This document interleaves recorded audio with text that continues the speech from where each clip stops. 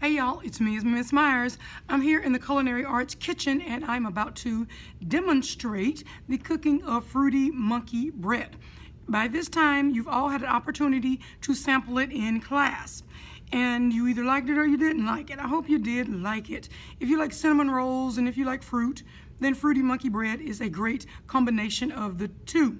So on here, I'm going to show you exactly how I make it. Now, of course, you have your written instructions as well, but I thought a video would be good to go along with the written instructions. So here we go. Hey, there's two things I forgot. Don't forget to preheat your oven to 350 degrees. And also, everything we do with this fruity monkey bread needs adult supervision. Adult supervision, please. Now let's get started. The first thing we need to do is gather our ingredients. As you can see, you have cinnamon, you have 1 cup of sugar, you have a stick of butter, you have fruit. Now, with the fruit, you can use whatever type of fruit that you like. Most likely in class, you either had peaches or you had oranges, or you might have had the tropical fruit mixture. I'm not certain which class you were in, but you had some combination of fruit, and I used 2 of the cups, or either I used 1 of the cans of fruit, okay? And then you need your jumbo biscuits. You can use the plain ones, you can use butter. I think they have a Hawaiian one now also that you might want to try, but 1 can of biscuits. Now, if you want to make more or a bigger pan of this, so maybe you want to use 2 containers of biscuits, then you would up the sugar to 1.5 cups. But for 1 can of jumbo biscuits, 1 cup of sugar is plenty. Okay, so you see I have my aluminum pan that we'll be cooking in, and also I have a big mixing bowl. All right, so make sure you have all those things together. Make sure this is one of your pictures that you'll have to turn in, all your things gathered together. So it should look something very similar to this. Okay, the next step. After you've washed your hands, make sure, don't forget to clean under your fingers, between your fingers, around your wrist. Don't forget all those things we learned. You're gonna take your biscuits and open up the can.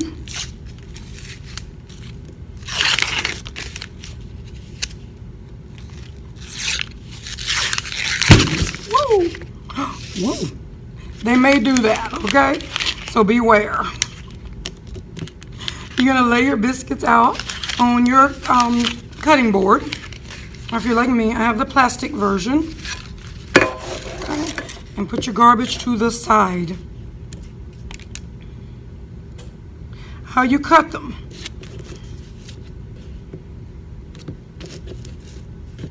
And then you're going to score them in 4 parts. That means you're going to make an X.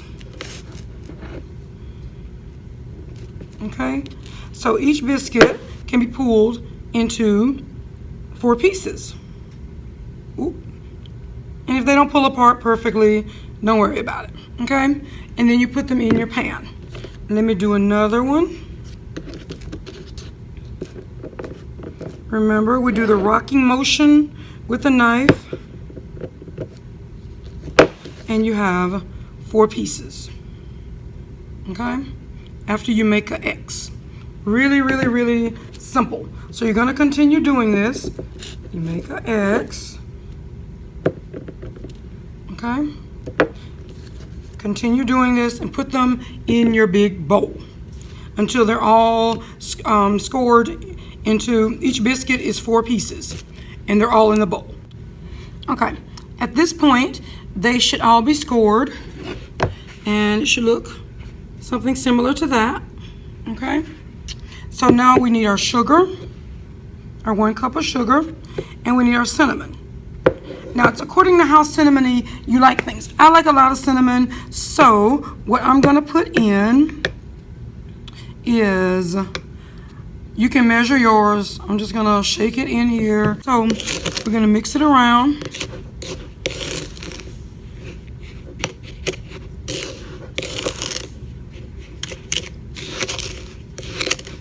Don't make a mess because sugar is no fun to clean up, okay?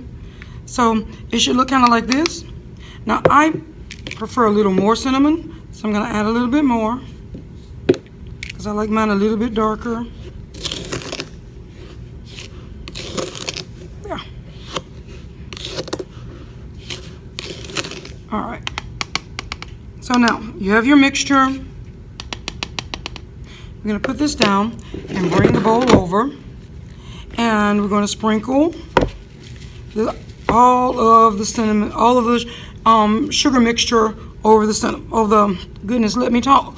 All of the sugar and cinnamon mixture over the biscuits. Now, the biscuits are not going to absorb all the sugar. It's going to look like a lot, okay? But do not worry about it because we're going to toss them around gently. Remember, we're not trying to spill sugar all over the countertop.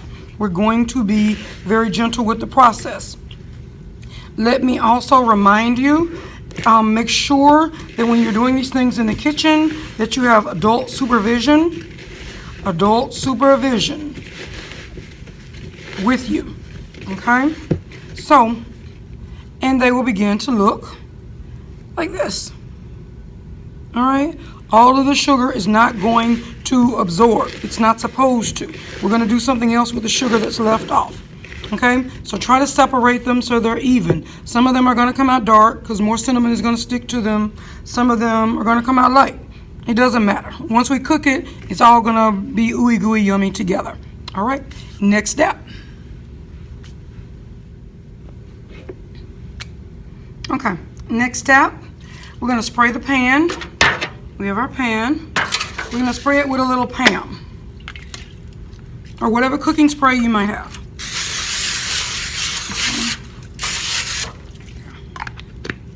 So we're going to spray it, and then we're going to take our biscuit pieces.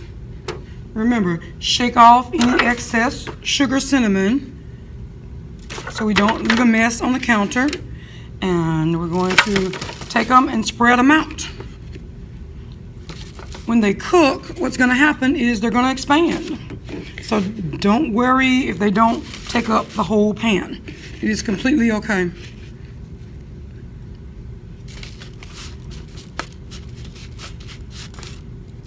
Okay, make sure I got them all out. So it should look similar to this at this point. Now, next step. Remember the butter and the fruit that we had? We're about to put them in a pan. You put them in the pan and you turn on the heat on low because you don't want to burn your butter. And you're going to mush up the fruit if you can. If you don't mind looking at the fruit in whole pieces, leave it in whole pieces, you know. But if that bothers you, then you're going to take the back of your spatula or something and you're going to mush up the fruit, the back of a spoon, something like that, and mush up the fruit. All right, so let's go over to that step.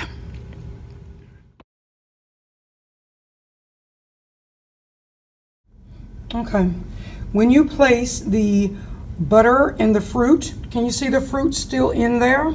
I mushed it up a little bit, but not a whole lot. It should come to a gentle boil like this. This is a gentle boil. So it's cooking on low.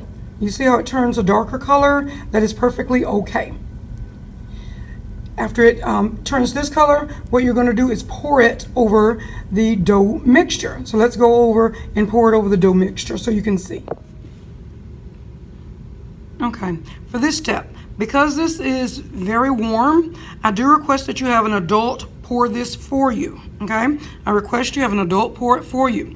And all you're going to do, don't splash it, is gently pour it.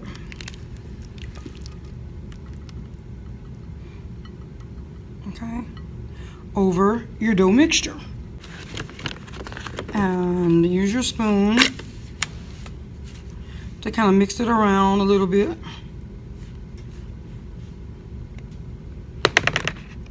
And this is what it should look like. Put this in the sink. This is what it should look like at this point. I know it looks a little gooey and gunky, but it's going to turn out really well. Because now we're getting ready to put it in the oven, all right? The oven should have been preheated to 350 degrees. And we're going to cook it for 25 minutes, and then we're going to check on it. It's relative to your oven. Some ovens cook faster than others. But we're going to cook it for 25 minutes and then check on it, all right? If you know your oven cooks really fast, cook it for 20 and then check on it, all right? Be back in 20 minutes.